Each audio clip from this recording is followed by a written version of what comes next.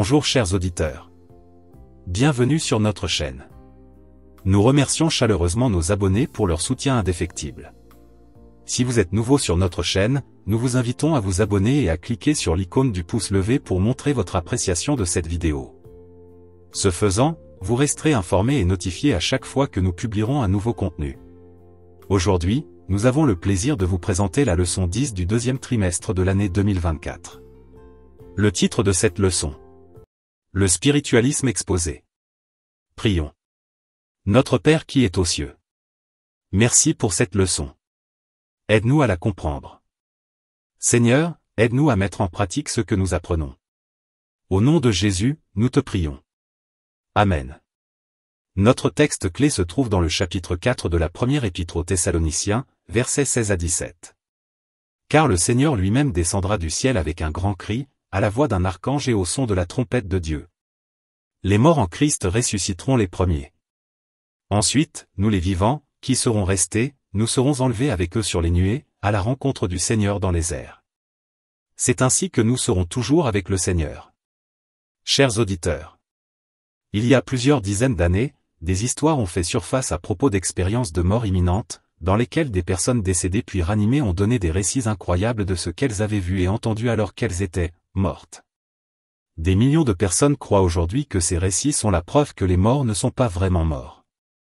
Cette croyance fondamentale du spiritisme est l'une des tromperies les plus répandues et les plus efficaces de Satan. En fait, le spiritisme a commencé en Éden avec le mensonge du serpent à Ève: tu ne mourras pas.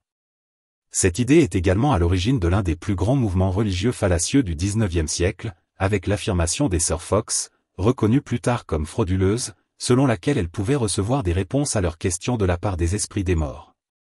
Le but de cette leçon est de montrer que notre seule protection contre les illusions de Satan pour les derniers jours est une relation personnelle avec le Christ et un solide ancrage dans les enseignements de la Bible. Cela inclut son enseignement sur la mort, indépendamment de ce que nos yeux, nos oreilles et nos cœurs peuvent essayer de nous dire. La leçon du dimanche: les conséquences mortelles du spiritisme. La fable selon laquelle la mort n'est en fait que l'entrée dans une nouvelle étape de la vie est basée sur le concept de l'immortalité naturelle de l'âme.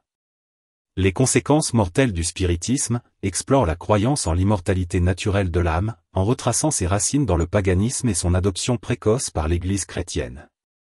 Ce concept non biblique est contredit par les Écritures, qui enseignent que seul Dieu peut détruire l'âme et le corps. La Bible interdit strictement les pratiques occultes et la communication avec les morts, qu'elle considère comme des tromperies démoniaques. La croyance en un passage immédiat au paradis après la mort rend les individus vulnérables à la tromperie spirituelle. La leçon du dimanche souligne la nécessité d'adhérer aux enseignements bibliques sur la mort pour éviter ces dangers. La leçon du lundi: la mort dans l'Ancien Testament. La leçon du lundi souligne que l'Ancien Testament ne soutient pas l'idée de l'immortalité de l'âme ou d'un tourment conscient éternel au ciel ou en enfer. Il enseigne plutôt que la mort s'apparente au sommeil. Diverses écritures, comme celles des rois, des psaumes et de Job, décrivent la mort comme un état de repos ou de sommeil. Dans Psaume 76, verset 6, lorsque l'armée assyrienne a été vaincue et détruite, la mort des soldats est appelée leur dernier sommeil. L'idée que les morts sont des esprits désincarnés qui rôdent autour d'eux pour communiquer avec les vivants n'est pas du tout un concept biblique, mais du pur paganisme. L'Ancien Testament enseigne que la mort est un sommeil et non l'immortalité de l'âme ou un tourment conscient éternel.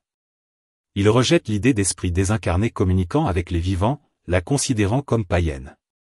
Les Écritures, comme les psaumes et Job, décrivent la mort comme un repos jusqu'à la résurrection, et des versets tels que Daniel 12, verset 2, et Job 19, versets 25 et 26, mettent l'accent sur la résurrection des morts. Une mauvaise compréhension de la mort peut conduire à une déception spirituelle, mais la Bible apporte de l'espoir en décrivant la mort comme un état temporaire avant le réveil lors de la seconde venue. Cette perspective réconforte ceux qui pleurent la perte d'être chers en Christ. Leçon du mardi: la mort dans le Nouveau Testament. L'Ancien et le Nouveau Testament utilisent tous deux le symbolisme de la mort comme un sommeil. Au moins 53 fois dans la Bible, le mot « sommeil » est assimilé à la mort. Les auteurs bibliques s'accordent à dire qu'il n'y a pas d'existence consciente dans une âme immortelle qui quitte le corps immédiatement après la mort. Le Nouveau Testament ajoute une autre dimension, déjà évoquée dans l'Ancien: la résurrection glorieuse lors du retour du Christ. Les évangiles soulignent que la vie éternelle est dans le Christ seul. Tous les démons de l'enfer ne peuvent priver les croyants de l'assurance de la vie éternelle. Le Christ a vaincu la mort sur la croix. La tombe ne peut plus retenir ses victimes. La résurrection du Christ est la garantie que tous les croyants seront un jour ressuscités à son retour. La leçon met en évidence le lien profond entre la création, le sabbat et la loi de Dieu.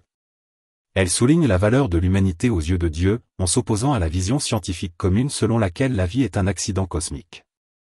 Au contraire, la Bible enseigne que Jésus nous a créés, ce qui le rend digne d'être adoré tant pour la création que pour la rédemption. Les versets 16 à 18 du chapitre 15 de la première épître aux Corinthiens disent « Si les morts ne ressuscitent pas, Christ n'est donc pas ressuscité. Et si le Christ n'est pas ressuscité, votre foi est vaine, vous êtes encore dans vos péchés. De même, ceux qui se sont endormis en Christ ont péri. » Tout le propos de Paul est que la résurrection du Christ est le fondement de notre résurrection et que sans la résurrection, votre foi est vaine, vous êtes encore dans vos péchés, et les morts restent en terre, péris. Leçon du mercredi, le spiritisme dans les derniers jours, partie 1. La leçon de mercredi met l'accent sur l'utilisation par le diable de signes et de prodiges, et de miracles surnaturels pour tromper les gens juste avant le retour de Jésus. Ces tromperies font davantage appel aux émotions qu'à la pensée rationnelle, comme le note Angèle Rodriguez. La source démoniaque de ces signes met en évidence la nature spiritualiste de leur message. À l'approche de la fin des temps, la puissance démoniaque deviendra plus évidente, exploitant la croyance non biblique en l'immortalité de l'âme. Les émotions peuvent être trompeuses, et il est donc dangereux de s'y fier sans s'appuyer sur la parole de Dieu. Ellen White prévient que le spiritisme trompera presque tout le monde, sauf ceux qui sont fermement enracinés dans la foi. Notre seule sécurité contre ces tromperies est Jésus et l'adhésion à la vérité biblique. Il est essentiel de comprendre le véritable état des morts pour éviter d'être trompé par de telles illusions. Aujourd'hui encore, quelles sont les tromperies courantes dont se protègent ceux qui comprennent que les morts dorment? Leçon de jeudi, le spiritisme dans les derniers jours, partie 2. Notre espoir de salut est enraciné dans le Christ. Ses mains tachées de sang nous invitent à accepter le sacrifice si librement consenti à un prix infini. Bientôt, le Christ reviendra pour réclamer les siens. Le verset 13 de Tite 2 appelle la seconde venue du Christ, la bienheureuse espérance. Le but de Satan est de détruire cette espérance. Il accomplira des miracles, des signes et des prodiges, tout ce qui peut détourner les gens de la vérité biblique et du salut en Christ. Dans les derniers moments de l'histoire, Satan mettra en œuvre son ultime tromperie en faisant apparaître des phénomènes surnaturels dans le ciel, orchestrés par des démons faiseurs de miracles. Ces esprits démoniaques tromperont les dirigeants mondiaux et la population en général, les poussant à s'aligner sur Satan dans sa rébellion finale contre Dieu.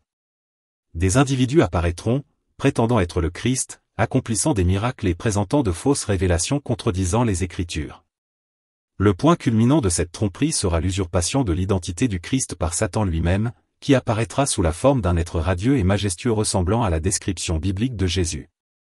Cet événement induira en erreur de nombreuses personnes qui attendent depuis longtemps le retour du Christ. Voici la patience des saints, voici ceux qui gardent les commandements de Dieu et la foi de Jésus.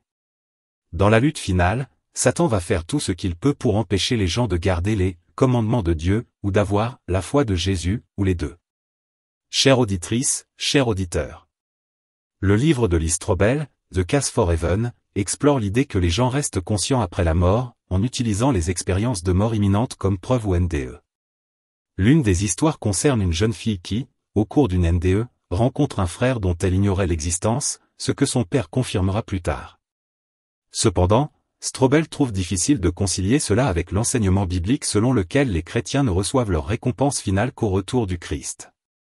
La leçon met en garde contre les esprits qui se font passer pour des êtres chers décédés et qui promeuvent des hérésies dangereuses, en faisant appel aux émotions et en accomplissant des miracles. La Bible affirme que les morts ne savent rien et que ces apparitions sont en fait démoniaques. À la fin des temps, la tentation globale mettra tout le monde à l'épreuve, et seuls ceux qui sont fermement enracinés dans la parole de Dieu résisteront aux tromperies croissantes de Satan. Dieu promet sa protection à ceux qui restent fidèles, en envoyant même des anges pour les défendre si nécessaire. Terminons par les questions suivantes. Question 1. Quelles influences spirituelles subtiles Satan peut-il utiliser pour influencer l'esprit des gens aujourd'hui? Question 2. Quel rôle jouent les médias dans la diffusion de ces influences spiritualistes? Question 3. Comment partageriez-vous votre foi avec un ami qui croit que son proche récemment décédé est au ciel? Et quelles sont les choses appropriées et inappropriées à dire dans cette situation? Je vous encourage à partager ces leçons avec vos amis et votre famille.